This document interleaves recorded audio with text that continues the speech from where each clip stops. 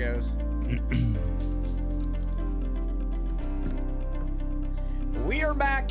All again. And we are live from the Messenger Studios. It's the Meade Truth. It's the Meade Truth, the Meade County Republican Party's podcast outlet. We are going live today. It's an odd day for us to go live on a Monday, but tomorrow is Election Day. It's an important day. It's a very, very important day. And we want to take a look at, what the early voting's been already in Kentucky or in the, in Meade County anyway. And take a look at what's going on as far as, it's what's different this time around for early voting versus the last time. And then let's talk a little bit about what's going on in the national news. They're trying to prosecute. I don't know if you heard, but they're trying to prosecute Donald Trump in Arizona for they're saying that he has. They're trying to say that he has threatened Liz Cheney's life in Arizona. So it's at the Arizona Attorney General's office, and they're looking into it. And for those of you out there who may not have heard or may not have seen it, you can go see the entire clip. What he said was that Liz Cheney is a war hawk, right? That's the quote.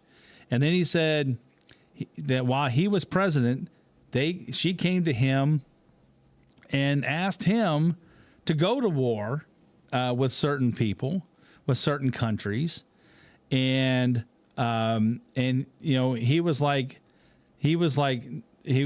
no, I'm not. We're not going to go to war. We're not going to go to senseless wars, based off of senseless things anymore, right? We went through that. We had they had their Iraq war, which a lot of us felt like that was a just war, and because of 9/11 and things that spilled over into be Afghanistan, and we stayed in that for years and years and years. Spent tons of money. People lost their lives. We lost friends. I've lost personal friends there. I'm sure that many of you out there have as well. But here's the thing. It's like he said no. So then he said what he actually said was, what if we trained the guns on her, on the barrels on her? Mm-hmm. Would she feel the same way? Mm-hmm. Right? Would she still want to go to war if it was putting her life on the line and not just our 12,000, 15,000, 16,000 soldiers' lives? And it was a good point. It was a good point. And they're saying, well, no, he wants to execute her. And that's just stupid. Well, I'd like to say this. There was a lot of people that in the days of his early election, they threatened his life and said, let's kill the president. I'd like to attack the White House. I'd like to do these things. All sort of things. That's right. All sort of things. They even made comic relief of removing his head. Oh, yeah. That was... Where's the felony conviction in that? That was it Kathy Griffin? Yeah. Is that who that was? Yeah. She held up his a mock head of Donald Trump. I was trying my best. I had an impersonation when we were starting the show, and I can't pull it out now. It was like an old radio announcer, but it's all good. But that's all right. So good. Here's the thing. So again, they're last minute. We're going to try to prosecute Trump tomorrow. They're going to try to do it before Election Day, and it's like, guys, we all know, and the only reason that they're doing that is they're trying to keep him, and they're trying to put a negative spin on something he said that most people agree with. There's not too many people who there's not too many people who would disagree with that statement if they actually knew what the statement was.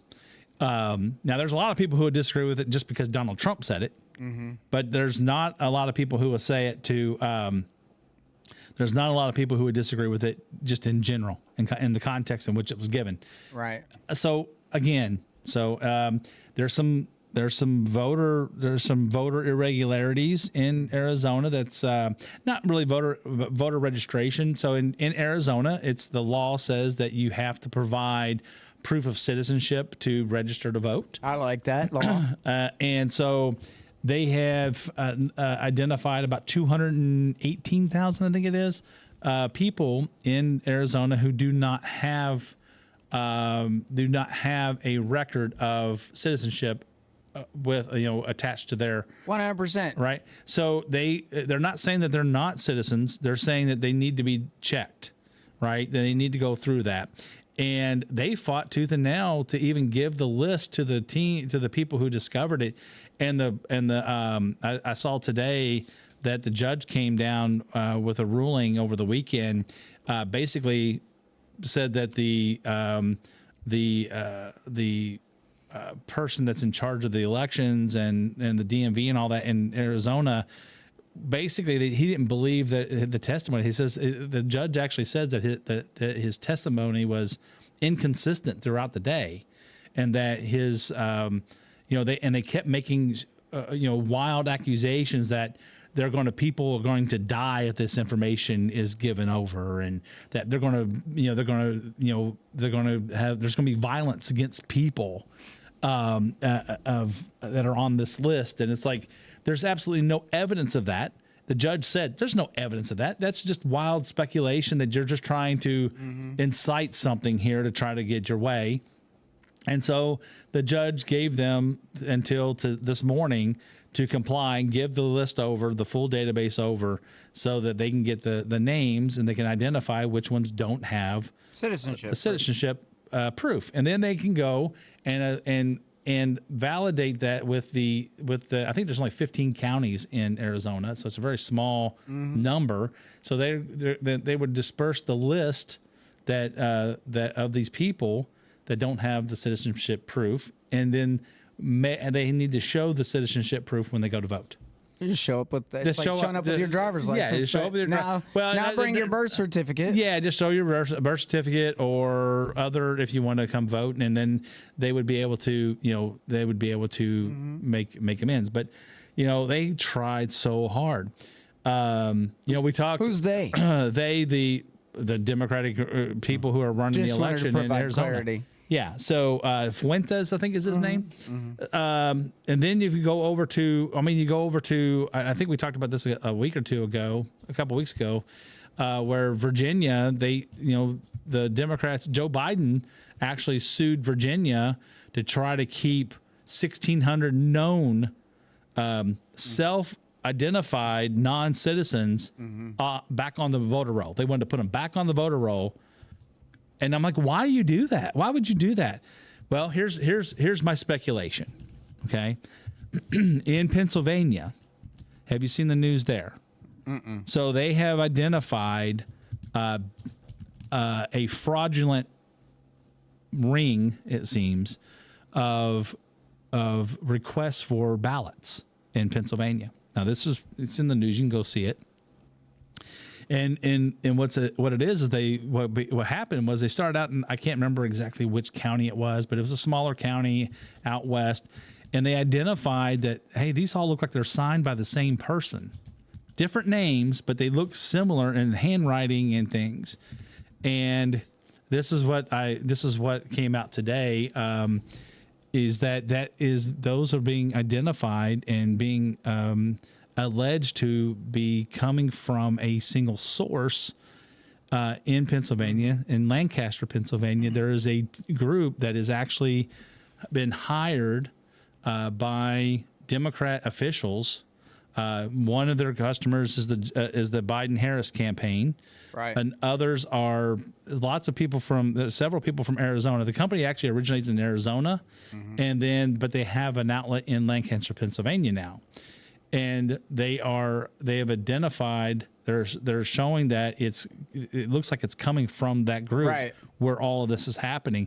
And now they've expanded it to the entire state.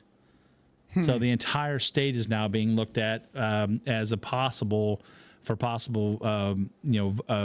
voter fraud ring. That's wow. It seems like it's happening. So I don't have all evidence in front of me. I don't have all the names and things, but you all can look it up and see that what I'm talking about. There's a lawyer on YouTube that he goes through all these cases, and he's the one that really turns out the case law. Let me see if I can get his name real quick for you. It is let me see. I think he's in my history, so I should be able to pop him up. Robert, what is that name? I don't want this to pop up on me. Gouveia Esquire. Robert Gouveia Esquire. It's Robert, Robert in the traditional way. Gouveia ESQ period. So, and it's at Robert Gouveia Esquire or ESQ, and that's on YouTube. If you go to his YouTube page, and you can check out a lot of stuff that's going on. He goes over all the litigation madness and stuff that's going on. He talks about all the who's suing who, and he brings when the judges actually rule on these things, he brings the rulings up and goes over it line by line with you.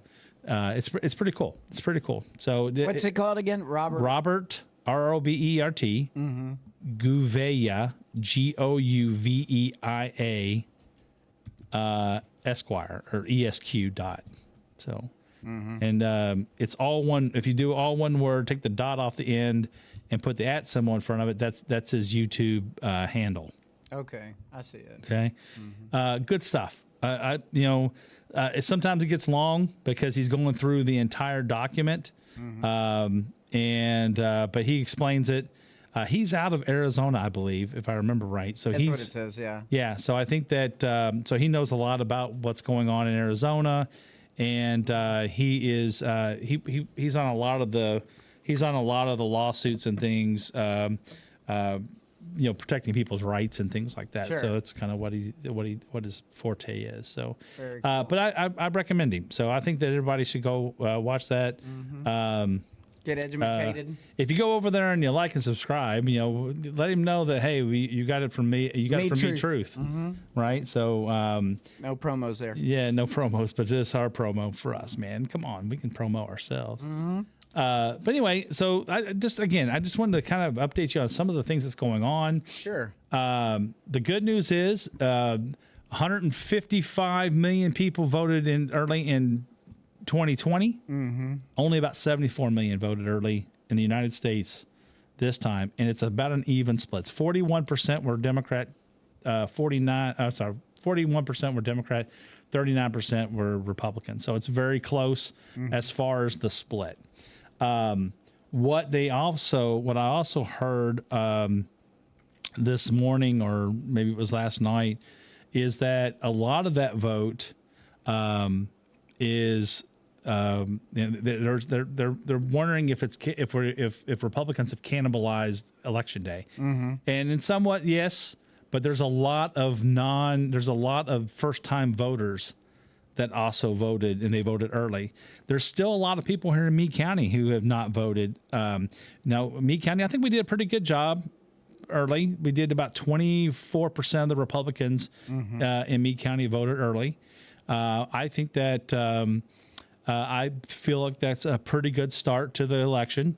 I really thought we were going to get to between 25 and 30% the way it looked like it was going, but there's still a lot of Republicans in Meade County who really feel like, hey, we wanted to vote the traditional day up, and I have no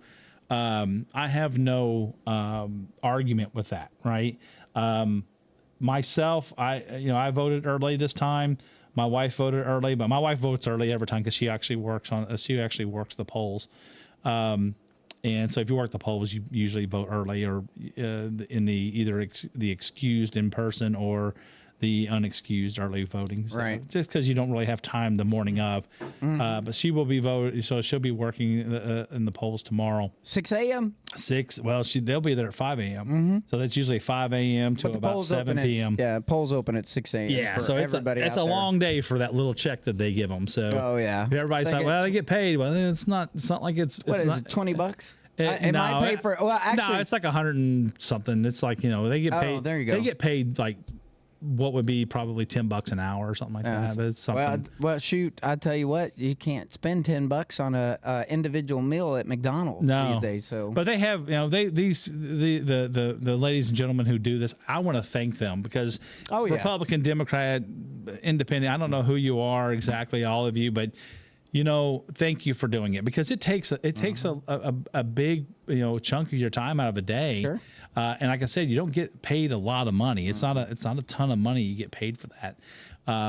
But you know what? They do make the day of it. They all bring food and candy. They share with each other. They've gotten we're all neighbors. Kathy's got her poll working friends, right? They're all there. They hang out. They see each other around town. They say, "Oh, hey," they really only hang out one day a year or 2 days a year when you figure the primaries.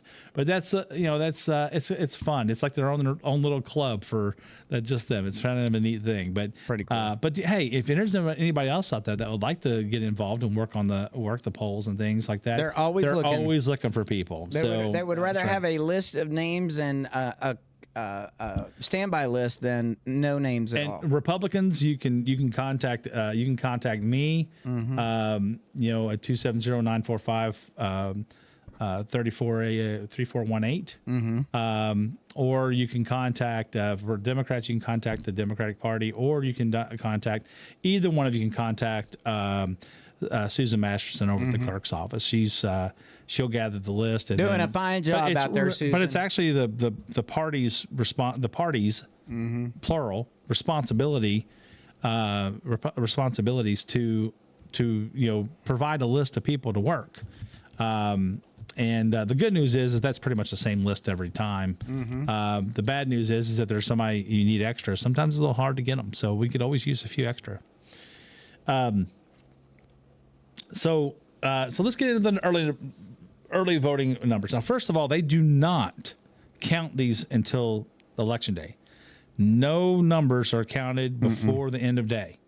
So they're and you can't make an assumption based off of who showed up to vote. That's right. You cannot make that assumption. I as much as we would want Republicans to go out and push the Republican straight ticket, there's still a lot of people who don't, and that's okay. That's your prerogative. It does save time. It does. But there was an issue in some states though where that wasn't working. Yeah, you'd fill out the one bubble, but it wouldn't select your candidate. It wouldn't select the candidate, so it was not counting the candidates, even though they selected it. So they got the word out to actually. You got to fill out every bubble. So I didn't do that. No, not here. That wasn't in Kentucky. Don't panic anyone. I just wanted to clarify. Don't panic anyone. That was not in Kentucky. That was in another state. Okay. I'm just checking. Okay. But it I sure do want my vote. Now there is over in Laurel County. There was a video that's going around from Laurel County where somebody tried to hit the. I guess they were using the. I thought I'm under the impression that the only people who use the electronic choices to print out their ballots, where you can actually go up and you actually have a touch screen and you can touch, Donald Trump, you can touch, Steve Meredith, you can touch Nancy Tate. I would never want to do that. Right. And you can go up there and touch that, and then it'll print out your ballot, right, with the bubbles filled in for you, right? But my understanding is only handicapped people can actually do that. People who have, their sight impaired or you don't have an arm or something like that. Yeah. So only those people who are supposed to be able to use that. But there's somebody that showed over in Laurel County, and maybe they expanded this, I don't know, but they were showing that it wouldn't choose Donald Trump, right? That no matter how much they hit it. Now, here's the thing. The person that took the video, it may be a very legitimate video, and there might have been a problem.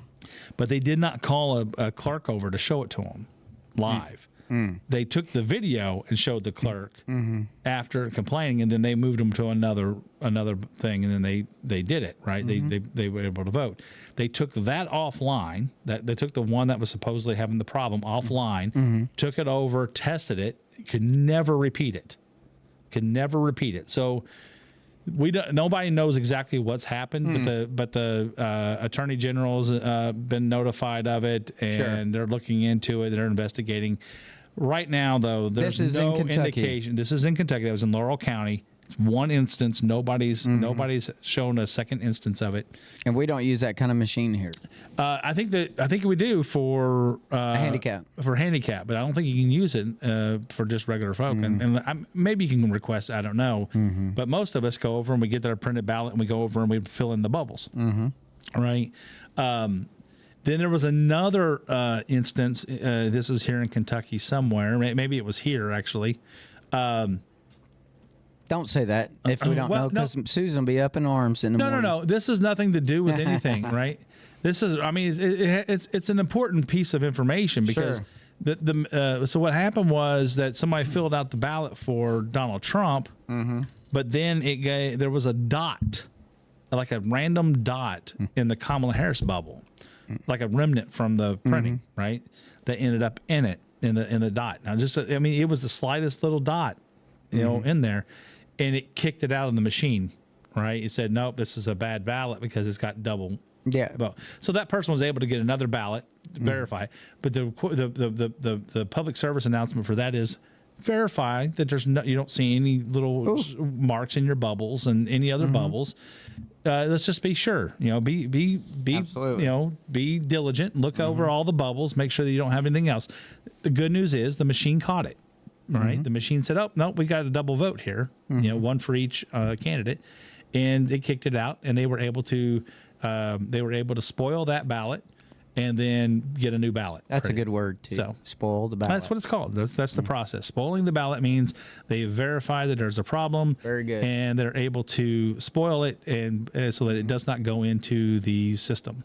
So and then those are collected and kept on record as well. So. But they are not counted. They do not go in the machine to be counted. So very good. Right. So we'll talk a little bit real quick about the turnout. I did talk to Susan Masterson today.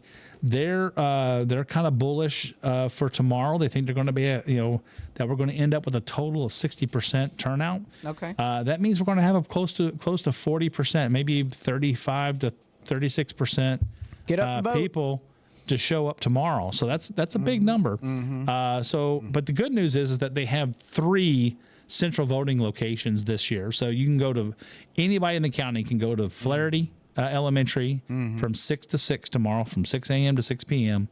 Anybody in the county can go vote at that location. That anybody in the county can go vote at the high school, and anybody in the county can go vote at the middle school. So plenty of opportunity for you to vote. And so there's no real reason not to get out and vote.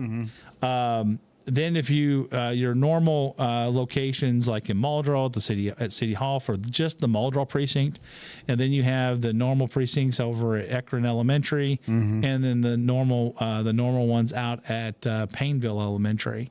But just about everything else has been converted into a central voting location that anybody can go vote at.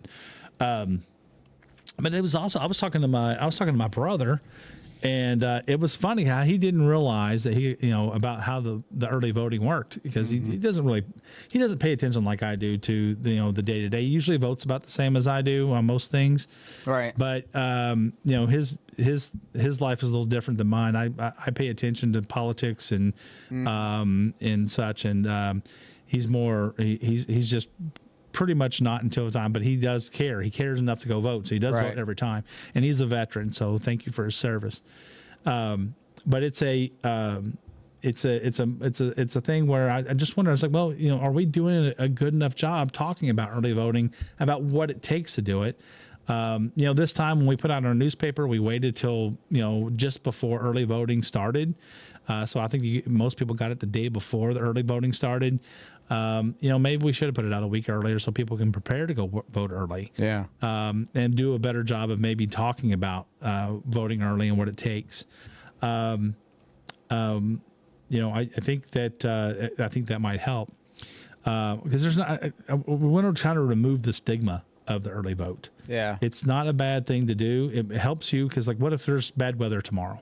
Yeah. Right. And then that discourages people from going. Well, now they did this a long time ago when our forefathers who brought forth this new nation, establish justice and all that stuff, and provide for the common defense. Well, they knew that the second Tuesday following the first Monday of every November was going to be a perfect weather day. Yeah.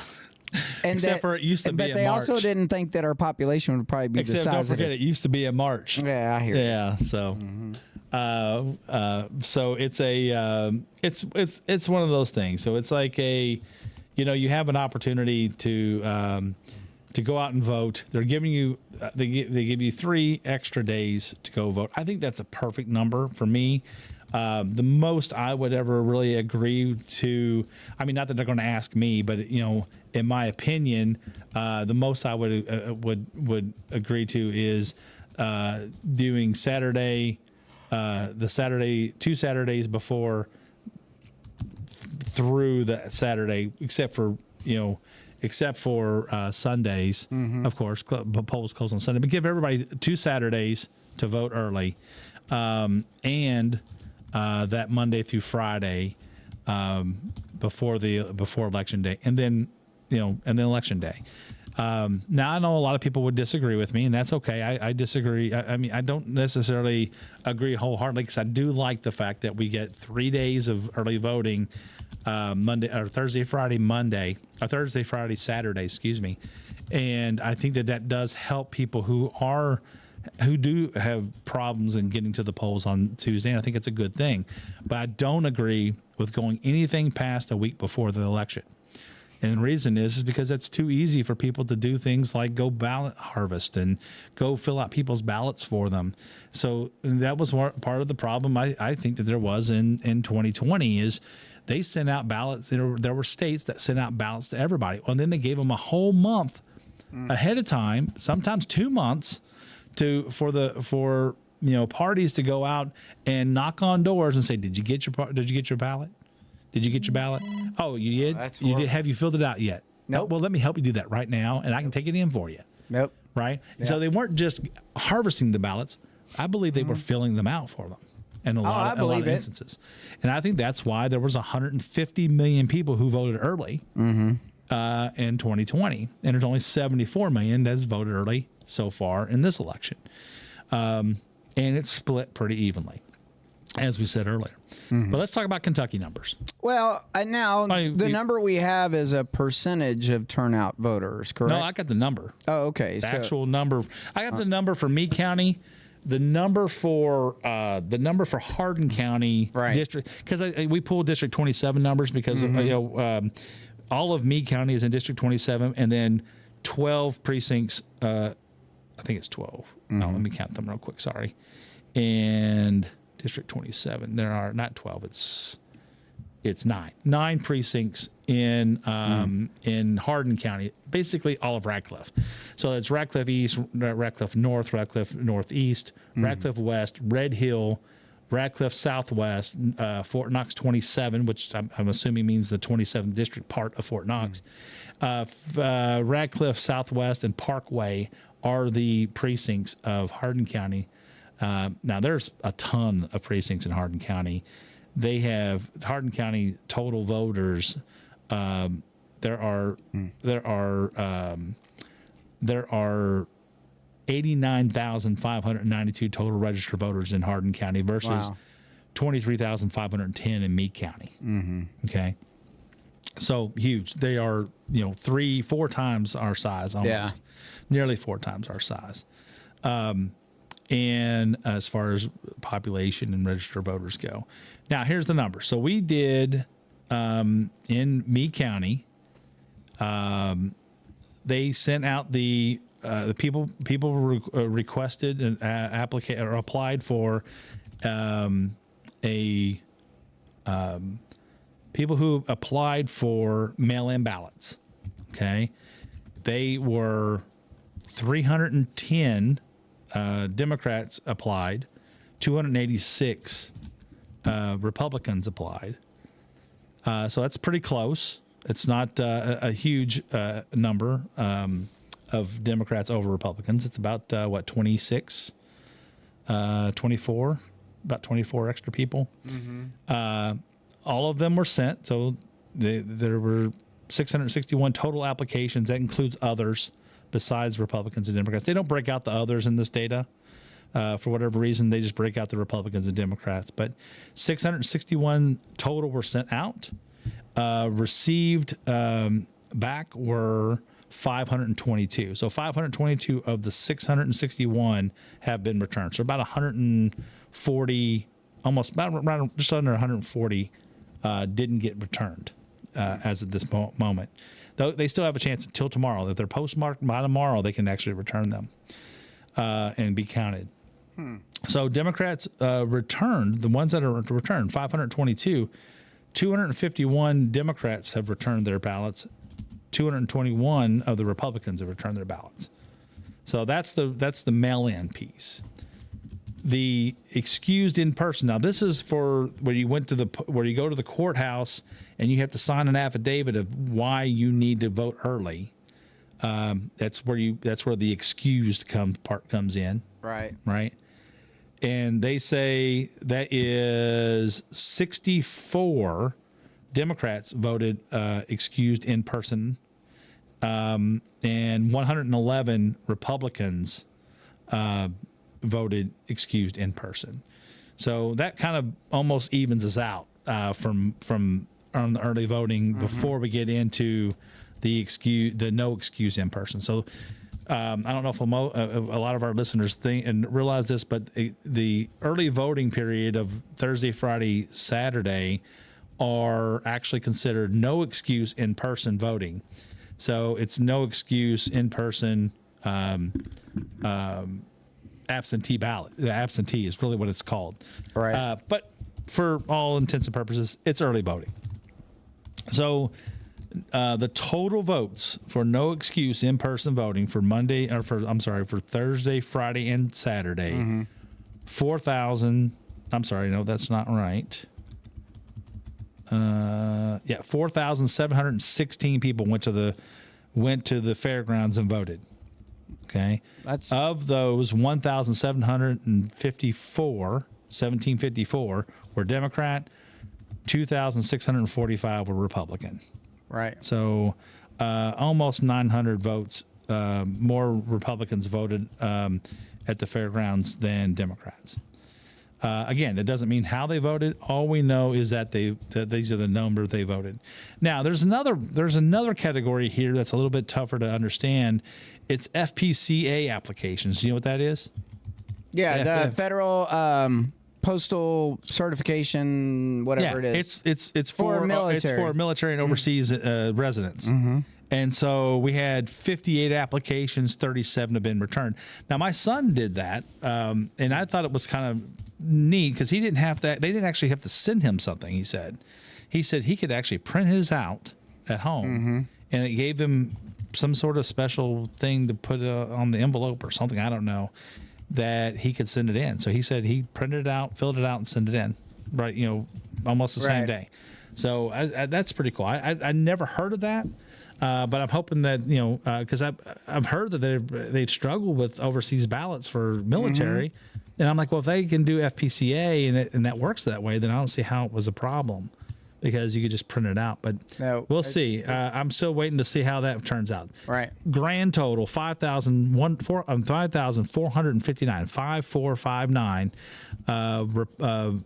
Meade County citizens have voted as of Saturday, the end of day Saturday.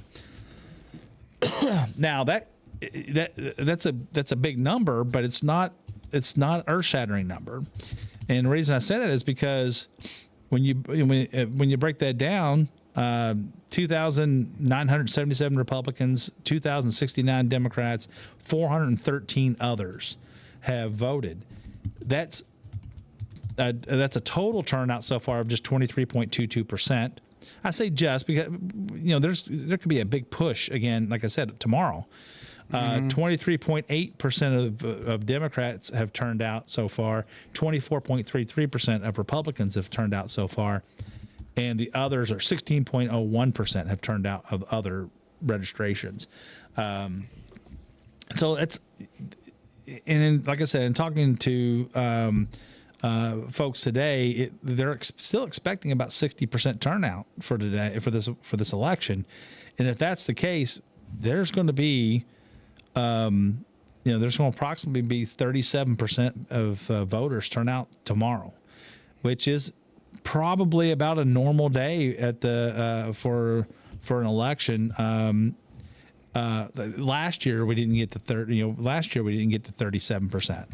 Right. Yeah. The primary was a measly. Well, yeah. The primary is always a very light number. I don't understand why people don't get out and vote for their party's representative. But it is what it is. Just like the turnout, like you said, last year's election, 30%. So if we hit 60% voter turnout, all right, where's the other 40%? And what does it take to motivate civic responsibility? This year, there are lots of people who have never voted before voting. That's because Taylor Swift, Swifties. No. Yeah. Oh, yeah. It's Taylor Swift, dude. Oh, yeah. Sure. She's on her. She's got bajillions of followers. Well, yeah, but that doesn't mean that they're all out there voting because you said that. I know you're half tongue in cheek on that, but I'm cheating. I mean, I'm making this up. Yeah, it's social media. It is. It must be true. Well, it is. Yeah. But I think a lot of it's, a lot of people are just, they're worried about the next 4 years, and they're worried about. I am. My pocketbook's worried. Yeah, the immigration. I mean, can you imagine if we have 4 years of Kamala Harris, who doesn't really have a plan? I know Obama keeps saying she has a plan, but she doesn't have a plan other than to give away stuff. That's because Obama wants her to win. She wants to give away stuff, right? Well, I think Obama is planning on running her. I think Obama is planning on trying to run her cabinet.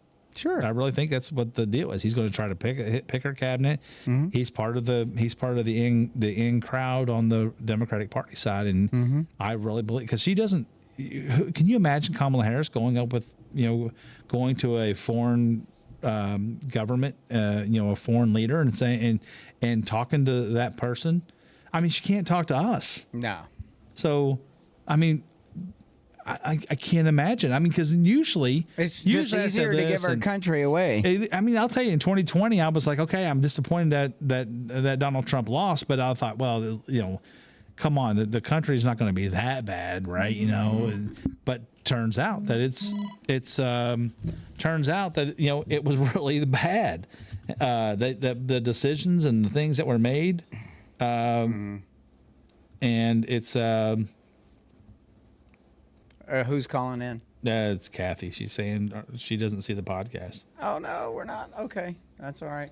So, a couple concerns. At the end of the day, what happens tomorrow, but you're not going to get the results. You might get local election results. I think we'll get Meade County will be easy because we have Kentucky is very good about elections.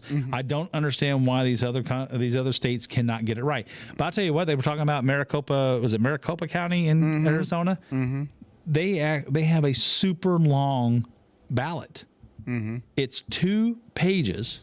Oh my! Front and back that they have to vote on. There's you got to flip over not just 1 page but 2 pages. Yeah.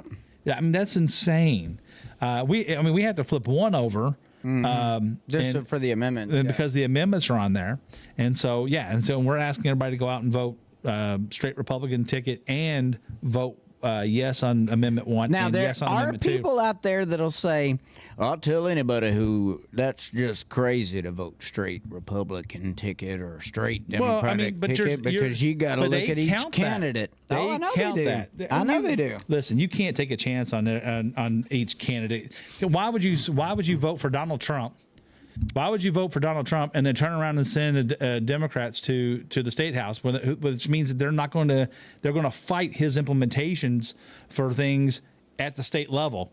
Well, that would be an educated voter that would know that. Right. So, I mean, that's why we're here, to educate people that that's exactly what happened. So, yes, right now we are asking everybody, every Republican go to, and Democrats too, if you want to go and vote straight Republican ticket, but we're asking every voter that's listening to us that hears this between now and tomorrow to go vote straight Republican ticket, vote yes on number 1, which means you're voting yes that you want to change you want to put it in our Constitution that you have to be a U.S. citizen to vote in Kentucky.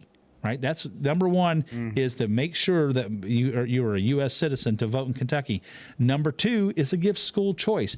Over 70% of people in Kentucky have said that they want to offer school choice. The only way to do that is to vote yes on number two, so that it gives the legislature the power to do so. Oh, by the way, our reading scores just came in, and we're in the 30th percentile. We're supposed to be above the 50th percentile, ideally the 80th percentile for reading. Yes. And our youngsters, I think we're at 33%, something like that.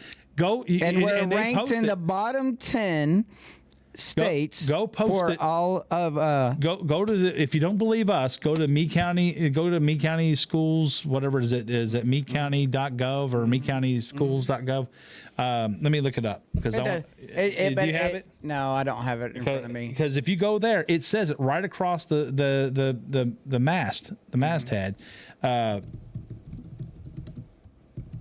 I'm going to look it up real quick so we can get that exact. So it's meade.kyschools.us, right? And it says right about a proficient in reading elementary level, 35%, middle school, 32%, high school, 32%.